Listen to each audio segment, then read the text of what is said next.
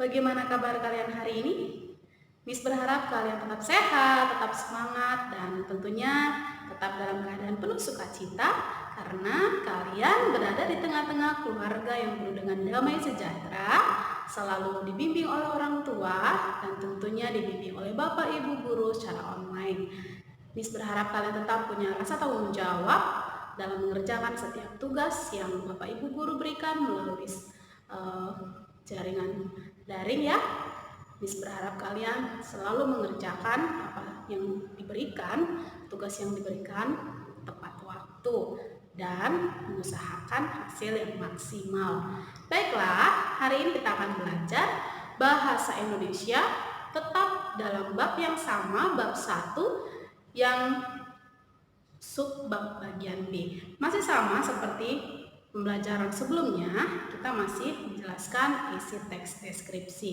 Nah, Miss akan memberikan penjelasan tentang bagaimana teks deskripsi dan bagaimana cara menjelaskan isinya. Nah, berikut ini Miss akan menjelaskan. Nanti setelah ini slide yang sudah Miss sampaikan, tolong kalian rangkum dan kalian catat di buku catatan. Lalu tugas yang Miss akan berikan nanti tolong dicek di dalam Google Classroom. Kerjakan melalui worksheet Google Classroom. Nah, itu saja. Saksikan dengan baik, saksikan dengan seksama semua yang dijelaskan melalui video berikut ini. Selamat menyaksikan. Baiklah, kembali lagi Miss menjelaskan tentang pengertian teks deskripsi. Teks deskripsi adalah teks yang berusaha menggambarkan atau melukiskan objek yang sedang dideskripsikan sehingga pembaca atau pendengar seakan-akan ikut serta merasakan, ikut serta melihat, ikut serta menyentuh ya objek yang sedang dideskripsikan ya. Jadi betul-betul sifatnya menjelaskan keadaan tersebut. Lalu Miss di sini bisa lebih singkatnya menjelaskan, yaitu teks yang menggambarkan suatu objek atau keadaan tertentu dengan jelas dan terperinci. Jadi butuh sebuah rincian.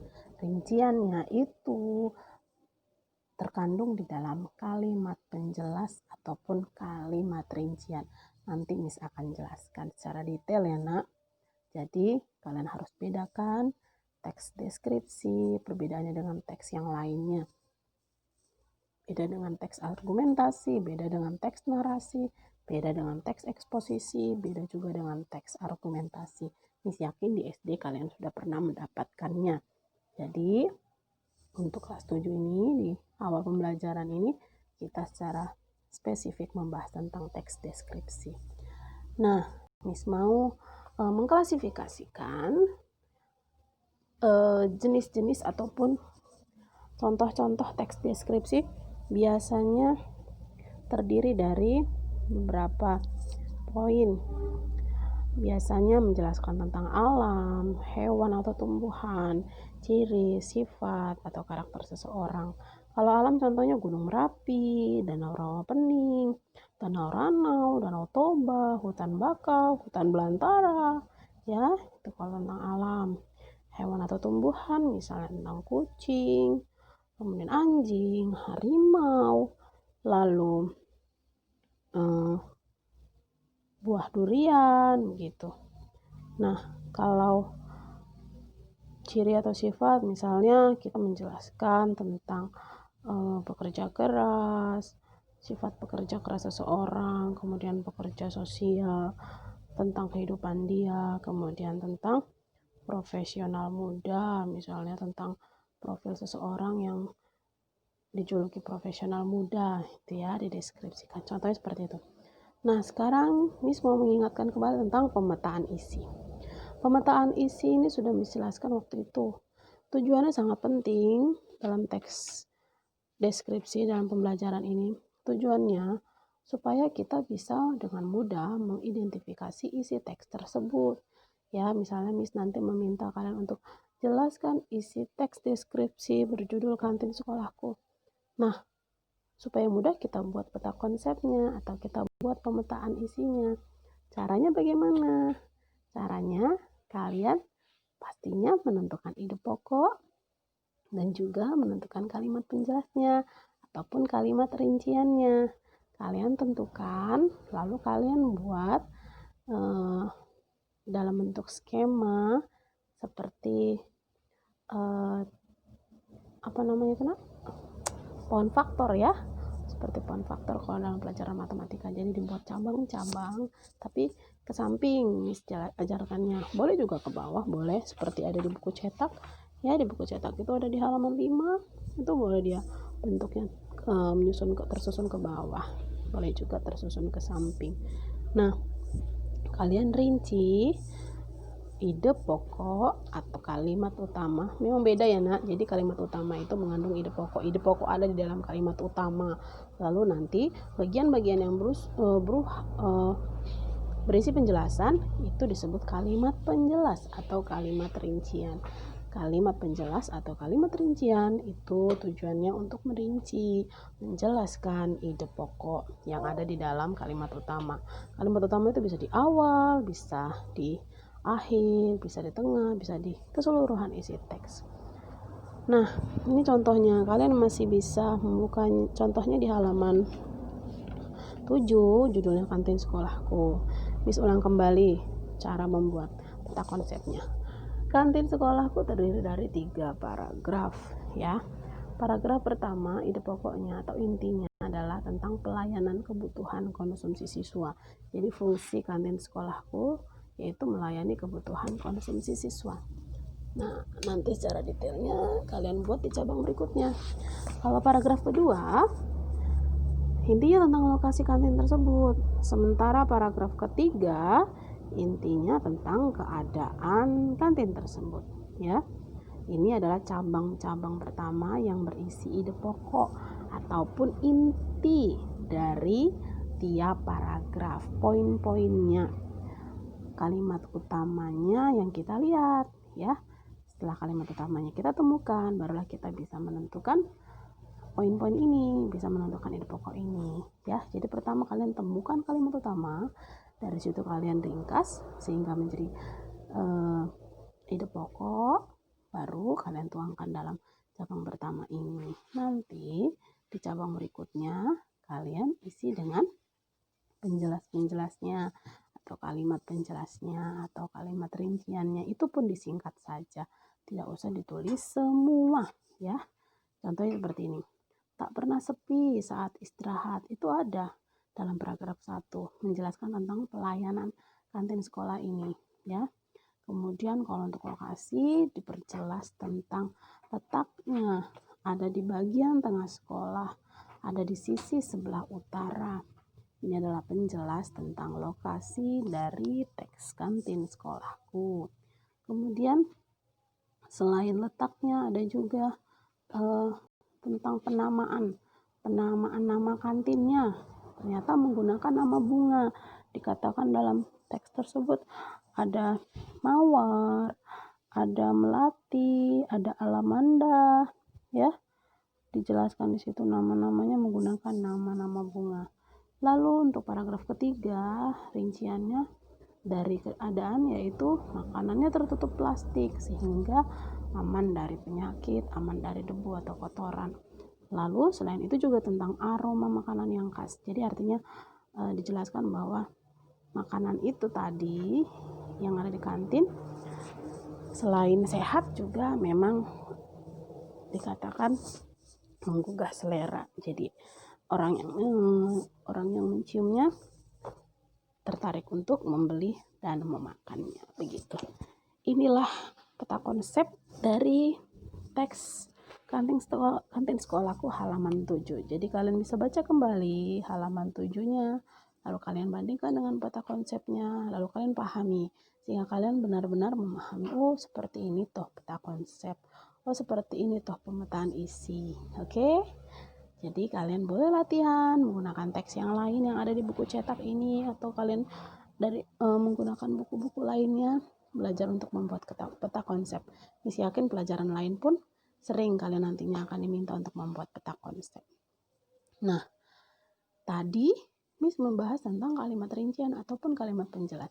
Miss mau merangkumnya secara singkat.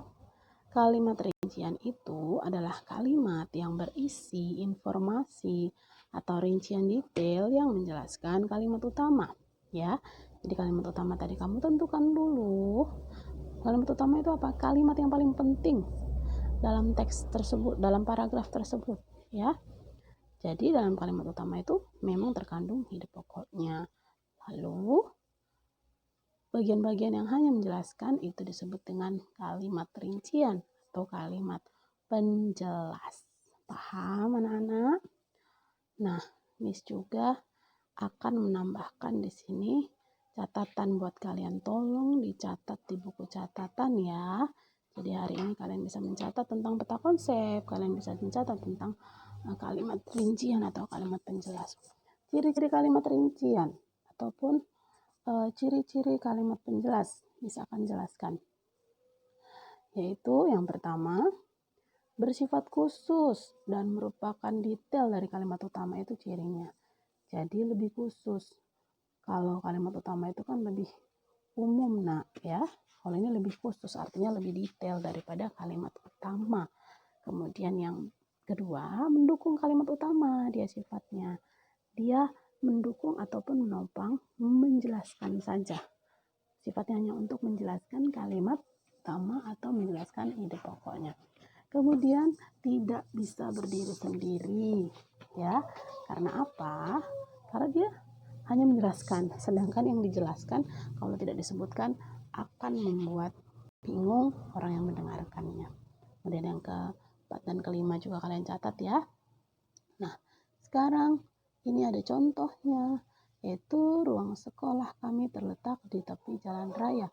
Suara bising akibat deru kendaraan yang berlalu lalang di jalan raya membuat kami yang sedang belajar sering terganggu. Kami, khususnya yang duduk di bangku kelas 7, tidak bisa memusatkan perhatian pada materi yang disampaikan oleh Bapak atau Ibu Guru. Maklum, kami belum terbiasa belajar di kelas di tengah suara bising yang memekakkan telinga. Nah, ini adalah contoh satu paragraf yang bisa kalian tentukan ide pokoknya dan kalimat penjelasnya. Intinya tentang apa sih? Ya, intinya tentang ruang sekolah yang ada di tepi jalan raya. Jadi secara kebetulan juga. Jadi gagasan pokoknya adalah kalimat pertama yang bertulis warna merah. Kemudian sisanya yang berwarna hijau ini adalah kalimat penjelas ataupun kalimat rinciannya. Banyak sekali, mulai dari kalimat kedua sampai seterusnya sampai habis. Nah, di sini Miss mau memberikan contoh teks yang nanti akan kalian tentukan ide pokoknya, kalian akan tentukan isinya. Miss minta untuk menentukan isinya dalam Google Classroom. Nanti kalian boleh isi ya di worksheet yang sudah disediakan. Kalau tidak salah itu ada di nomor 5. Soal nomor 5 Miss minta kalian untuk menentukan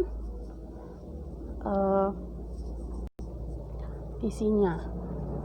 Miss akan bacakan yang pertama ya, judulnya tempat terkenal dari Lego.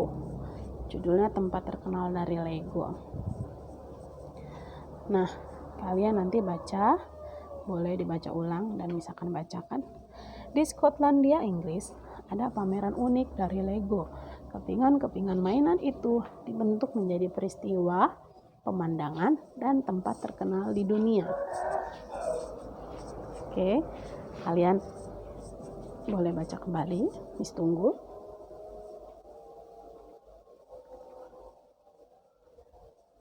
Paham?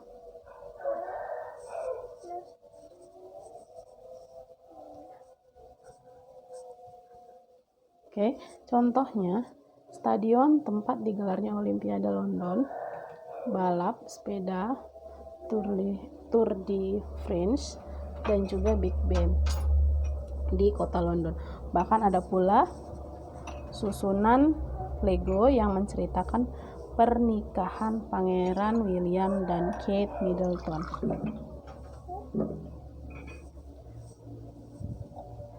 Ada 70 model mainan dari Lego yang dipamerkan di Paisley, Skotlandia. Mainan itu dibuat oleh seniman dari Edinburgh, yaitu Warren Elsmore.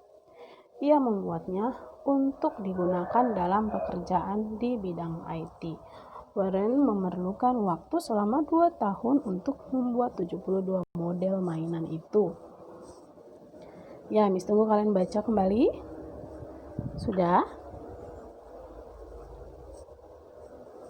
Semua model mainan yang dibuat Warren dibuat dari kepingan Lego bentuk segi empat yang biasa.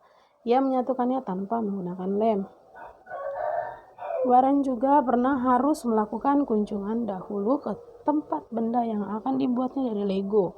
Contohnya saat ia membuat menara di stasiun St. Pancras. Semua model yang dibuat oleh Warren dibukukan dengan judul Brick City. Buku itu menggambarkan bagaimana struktur bangunan yang dibuatnya. Sudah?